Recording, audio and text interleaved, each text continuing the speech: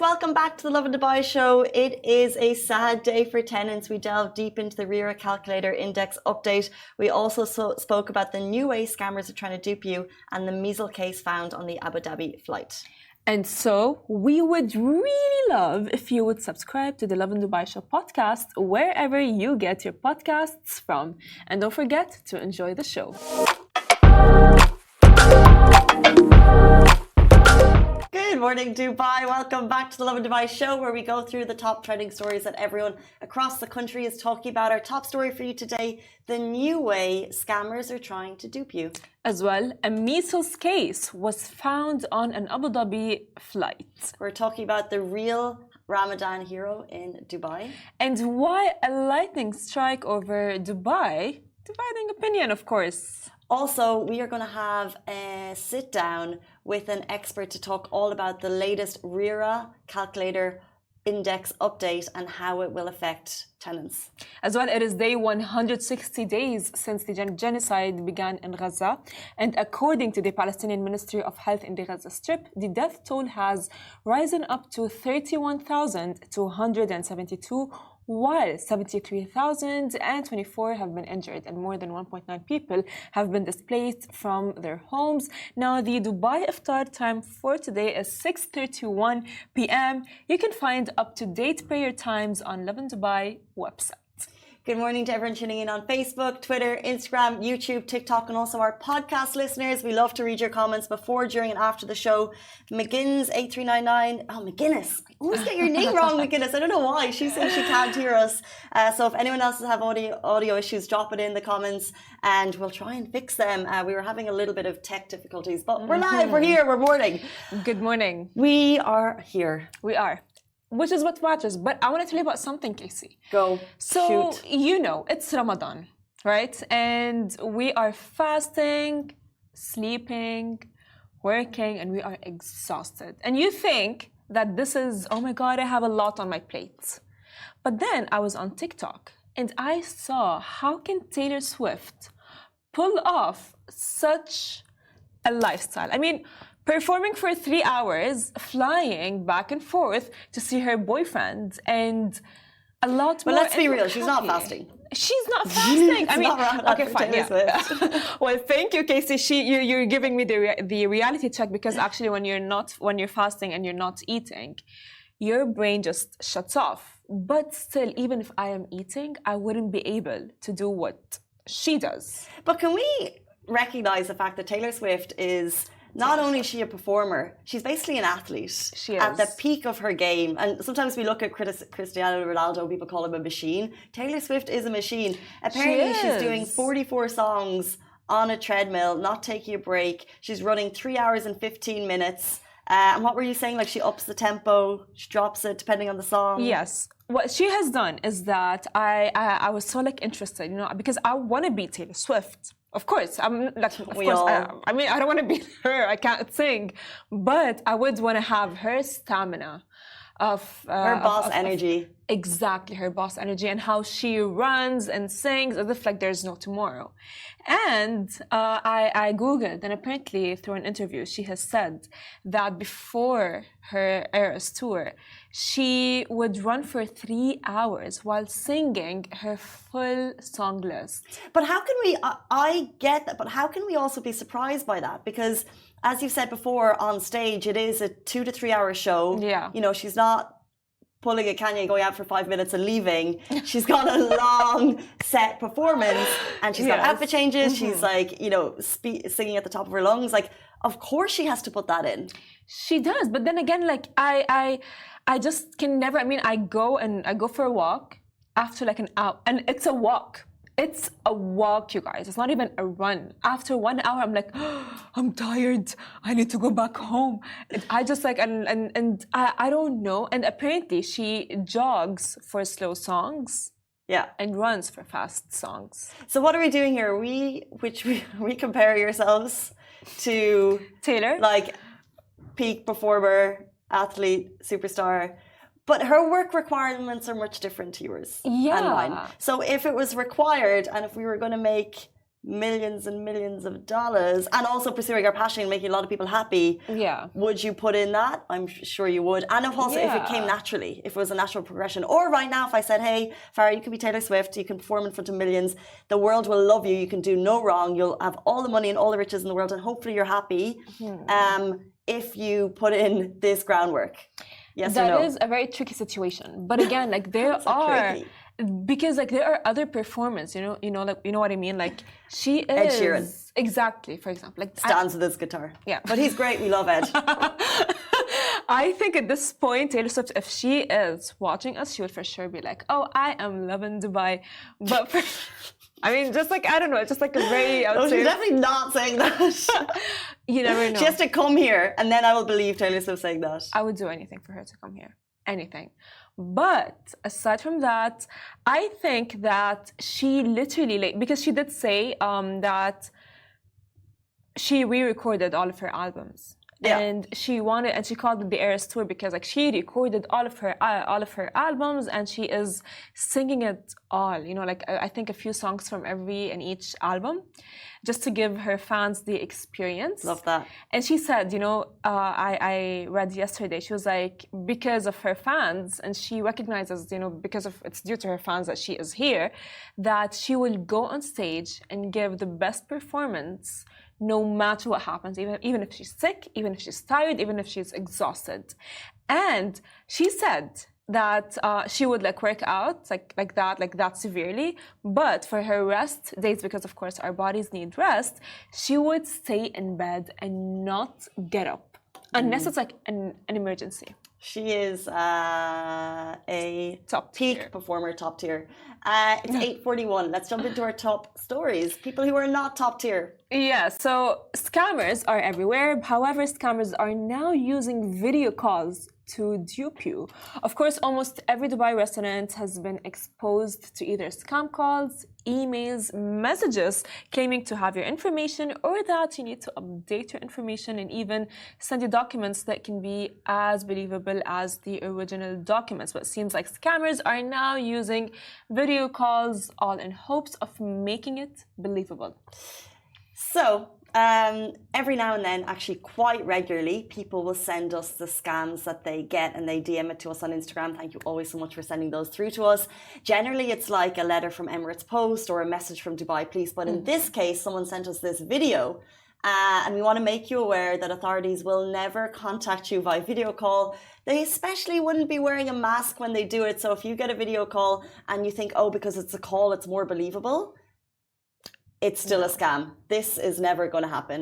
They're doing it to further intimidate you, basically. As well, always make sure to report the police either through their e-crime service or just dial 901, which is the case because a lot of actually scammers are around. You know, as I said earlier, it can be through a message, through WhatsApp, even, you know, through a call. But I never imagined that it would reach the level of video call. I mean, calls, emails, WhatsApps. The freakiest one I ever got was a call and then they said they're Dubai Police. I needed to go down to the station to do something. And I guess it was about, a year or two ago? And they said, oh, we're just going to message you to verify us. Because I was like, this is a scam. And I got a message that said Dubai Police from it. And that really freaked me out. And I was like, how do they do that? And especially if I have a video call and I'm a bit unsure. And then they say, okay, we're just going to send you a message from Dubai Police.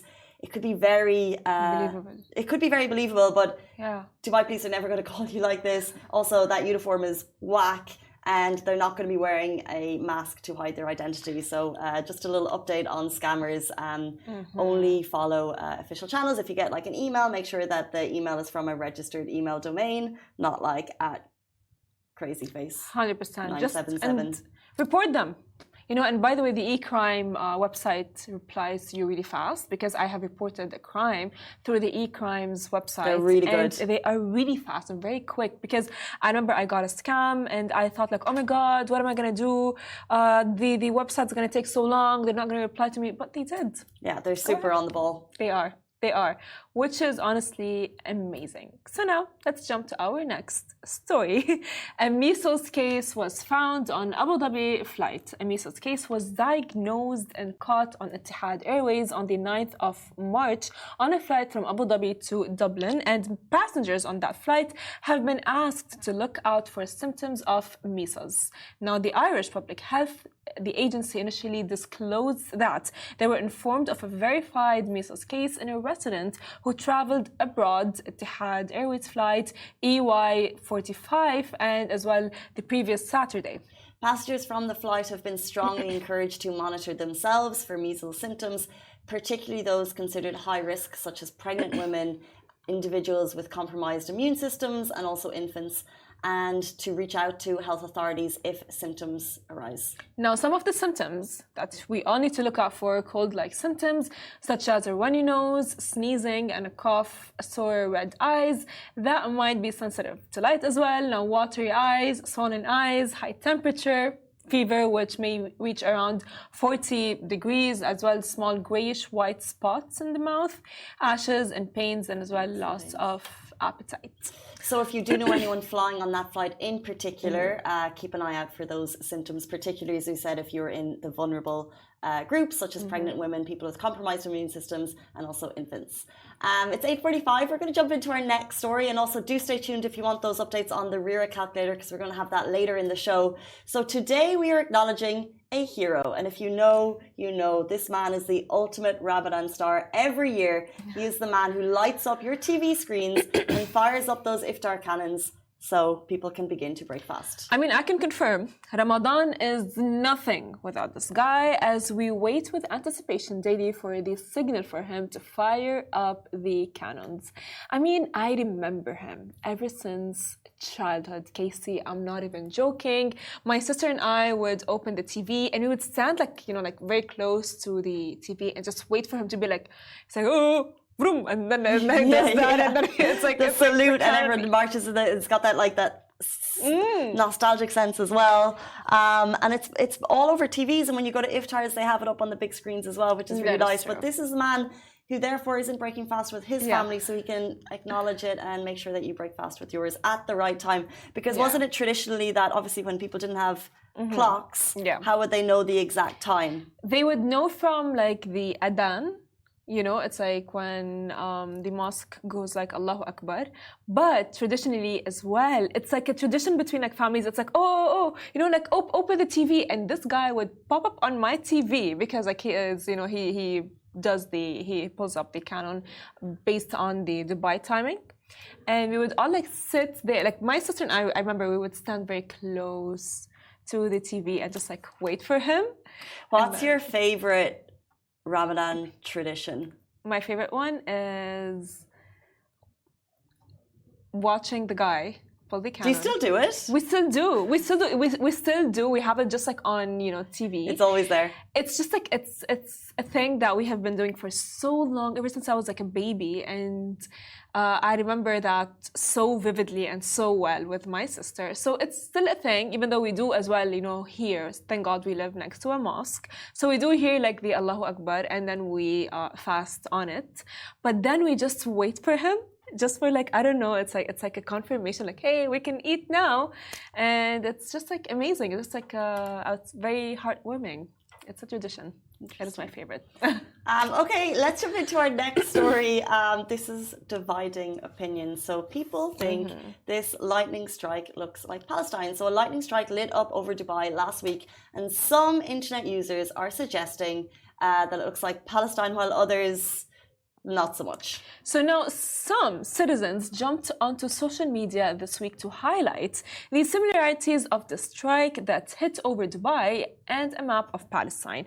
But the conversation is causing much debate, you guys. You can look at it. Tell us, what do you think? Do you think that this looks like Palestine? So what the comments are saying, a lot of people will say, okay, so yes, the eyes don't lie. That's what Princess Michelle said. She said, this is what we see. Peace in Your World said, yeah, even the sky is crying for help for Palestine. While others said, I do believe in signs, but even if this is not an edit and it is real, this is absolutely a sign to help. While other people just said, Dubai just doing Dubai things. And then whine your whiskey said on following your page. So Oh. mixed bag. Mixed Well. bag of feedback there on this one. Oh, well, now because it's Ramadan, of course, and we all follow God. So someone said, how many signs will you deny? Do you think it looks like, do you think it's the very same? I think, yeah, I think it is very similar, you know, and I think if people would want to believe that, they should believe that, because like right now I think the issue of Palestine and the discussion of what's happening in Palestine, it's a wide discussion all over the world, you know what I mean, whether you are let's say acknowledging of what's happening in Palestine and the history and so on, or whether you're not. I think it's just like widely known. So I think people are just like acknowledging it because they are aware of, let's say, they just want to believe like, hey, God is with us, God is giving us signs. I mean, at the end of the day, we all believe in spiritual signs, like, oh, there's a fly, there's a butterfly, so it means good luck, or there's I don't know, a pigeon on like next to my, I don't know, window, so it's getting me good news. I mean, like, these are little things that we take as signs, so why not take this as a sign? I wonder how many people truly believe in signs. I do. I really do. I don't know if I don't really. But this I think is separate because I think it's nice to have the conversation on it. Yeah. But signs in general, do I truly believe that if a butterfly lands, I don't know. Look, the thing is, I like the idea of it, and I like the idea that someone is watching over me. I love that. Yeah. But for things to happen, I think there's good signs and bad signs. I just don't have a strong sense of spirituality. Look, maybe I should explore more because I love the idea of it. It is. I'll tell you something, because like if this, you can believe it and not believe it, but if you believe it and it brings you happiness, even if someone else does not believe it, but it brings you happiness, let it be. You know what I mean? And if this 100%, actually, 100%, literally, 100%, you know what I mean? And I think we all have ways to find whether. Yeah, we all have ways where we can find things that we truly believe in. And if it's a sign, if it's a self-help book, if it's, you know, further education, whatever works for you, works for you. And if people believe in signs, by all means, I support 100%, it. 100%. But speaking of finding things that brings us good news or finding things that bring us bad news, we're going to jump into our interview. We have an Ask the Expert segment coming up. Your RERA calculator index questions will be answered. This was an update that happened on March 1st. Big news for tenants and also for landlords. What it means for you. Do stay tuned. We're going to have a guest right after this break. Welcome back to the Lovin Dubai show. Today's guest is Jake Walton, Leasing Director at House & House, here to discuss how the RERA Calculator Index update and what it means for tenants and why landlords might be, what is that, wringing their hands with glee. Guys, welcome to the show. Thank you so much, Jake, for being here. How are you doing? Thank you for having me. Yes, very good, thank you. Yes. How are you? We're all good. Yeah, we are. We're going to figure that out after the interview because I think we have been worried ever since the news. So, of course, it feels like tenants have got some bad news. If you can just further explain about the RERA, index update. Okay, yeah, basically. So, for a long time now, probably around 2 years, the market averages haven't been updated on the index calculator, which has meant that tenants have had the luxury of paying lower rents, and the landlords haven't been able to increase as per the market averages. So the big change is now that has been updated. So the market averages are now reflecting the true market average, which means that when it comes to renewal this year for a lot of tenants, they're going to be, basically there's going to be an increase in their rent. What actually is, whenever I see conversations on Facebook groups and someone's like, can my landlord do this? Is he allowed to do that? Is she allowed to do that? And they're like, check RERA. Yeah. What actually is the RERA calculator? So it's accessible to anyone. You can go on the DLD website, just Google it. It'll come up straight away. You can access it now within a second. Input your tenancy contract end date, what you live in, whether it's an apartment or a villa, number of bedrooms, the location, and it'll tell you if you've got an allowable increase or not. But there are restrictions around as to whether the landlord can actually increase. So how often does the RERA calculator gets updated? It's supposed to be annually, but it doesn't actually happen that way. So it's been a couple of years since it was last increased, and obviously because the market has risen so drastically in the last 2 years, it's a real big change now. And yeah, it's very significant. And do you think it's going to benefit landlords or tenants? Well, it's sort of a win-win for landlords. They're either going to get an increase in the rent as per RERA but it doesn't increase to the market rate. So it's a percentage of the market rate, basically. You can't increase just to the new market rate. It'll be staggered. But they will most likely get an increase in the rent, or the tenant will not be able to afford the increase and therefore vacate, and then they can get the genuine new market rate with a new tenant. So it is a win-win situation, probably for the landlord. It might push tenants a little bit further out into communities that are a little bit further away.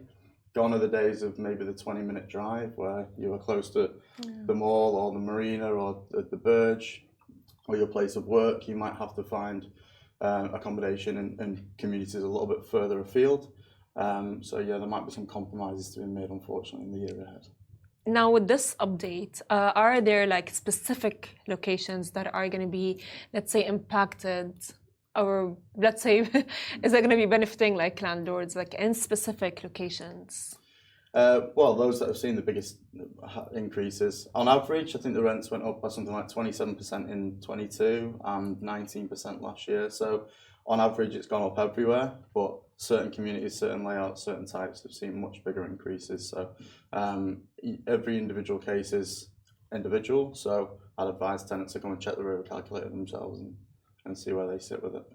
When we see some of the wild increases, over 100% in some cases, are people, in your opinion, and you know the people that you see coming to look for places, are they actually all able to afford this? Are we genuinely going to be priced out of the communities that we live in because of a huge influx of people? Or do you think actually we might see a bit more of a stabilization and maybe prices will come down? Maybe that could happen. We don't really know how it's going to affect the market exactly until it happens. And I mean, it all depends on expectations. So when I moved to Dubai 3 years ago, I probably thought it was expensive then. And now, I think in comparison to now, you know, I probably wish I'd have gone for a 3-bed at the time rather than a 1-bed and be paying low rent. So people coming into the market now, they don't really know any different. It's the people that are in the market and have been for a couple of years that are paying low rents that now have an expectation of what they can get for that rent.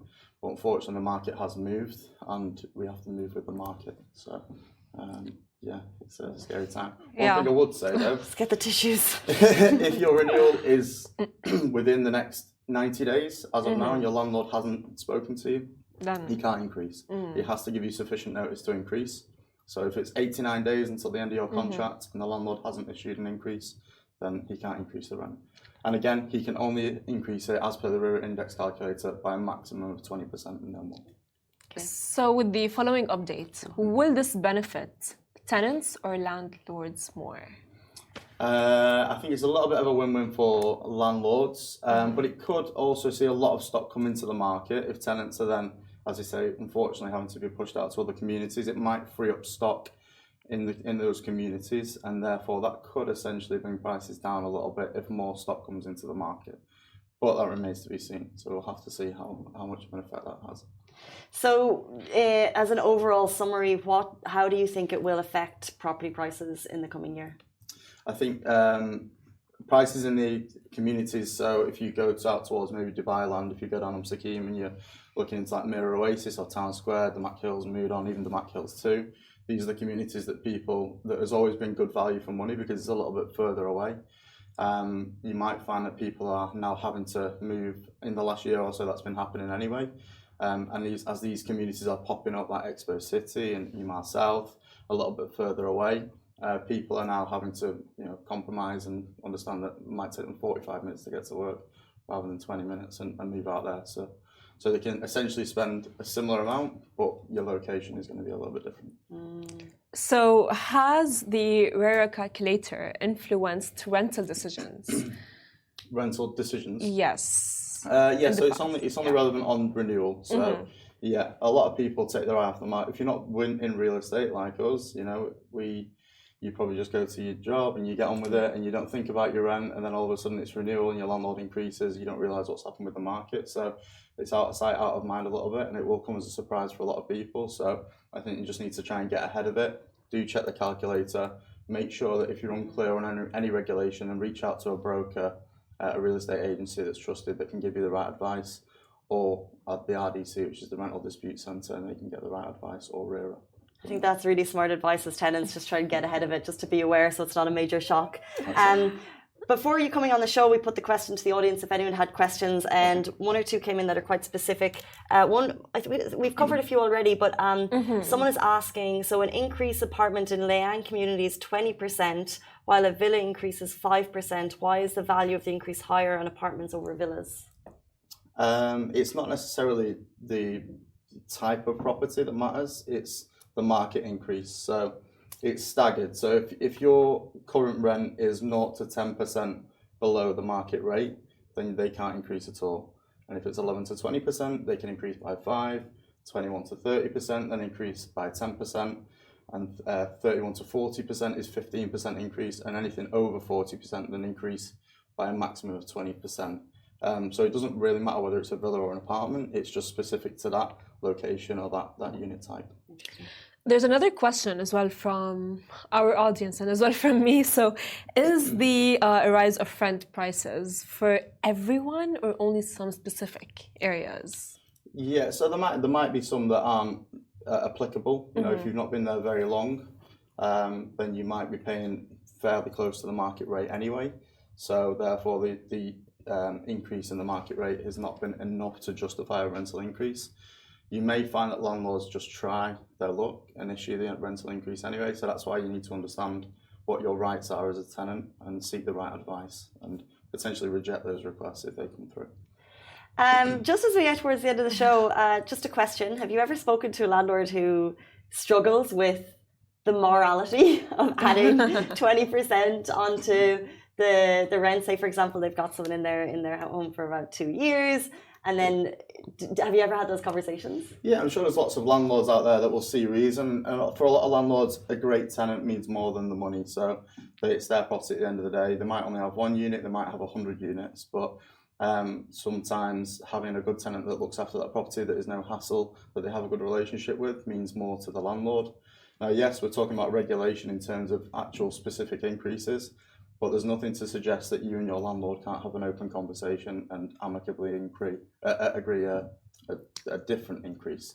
Fair.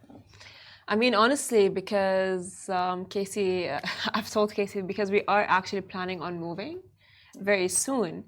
So it's just like the thought of like the price increase really scared me. Do you think that it's actually going to be that much of a big difference to people who would want to move from an area to another area in terms of like price increase and so on? It's going to be difficult for the tenant because ultimately, you know, the new market average for a like-for-like unit is going to be a much bigger increase than the 20% maximum that you might be able to get as a landlord, as per the RERA calculator. Yeah. So if you were to just vacate because he wants 20% more, then you'd be paying a lot more to just get a like-for-like property as per the new market rates.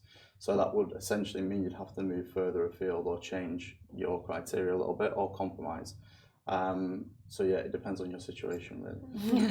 And very finally, thank you so much for kind of giving that overview. And I do think it's a good reminder to us all to get ahead of it and also try and just have a conversation with your landlord. Hopefully you're both sound people and it should work out. Where can people learn more if they want to get more information? Okay, yeah, you can visit the House & House website. My name is Jake Walton, so feel free to reach out to me direct. But yeah, the House & House website, Instagram, all the socials, you can find us all over. Thank you so much. We really appreciate your time this morning. Guys, that brings us to the end of our show. We'll see you tomorrow morning, same time, same place. Goodbye from me. Goodbye from me. And goodbye from me.